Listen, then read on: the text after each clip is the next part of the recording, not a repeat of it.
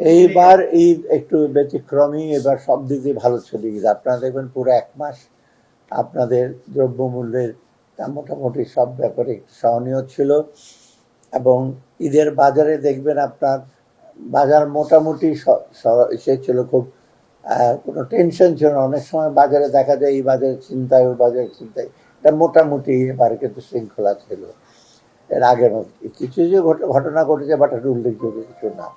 আর সবচেয়ে বড় হলো ঈদের যাত্রাটা, একটা হলো বড় একটু বন্ধ ছিল গেছে, তাছাড়াও কিন্তু রেল সেটা সব মোটামুটি কিন্তু মনিটর করে। আপনারা দেখবেন সব ইভেন মন্ত্রীরা এবং বিভিন্ন অফিসিয়ালরা এবং ডিস্ট্রিক্ট লেভেলে ডিসি কেনও তারাও কিন্তু মনিটর করেছে, বাজার মনিটর করেছে, যাত্রীদের সেবা।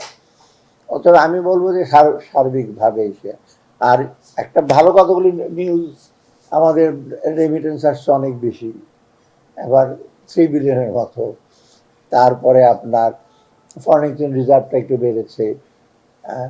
অতএব সার্বিক দিক দিয়ে ঈদের সেটা ভালোই হয়েছে।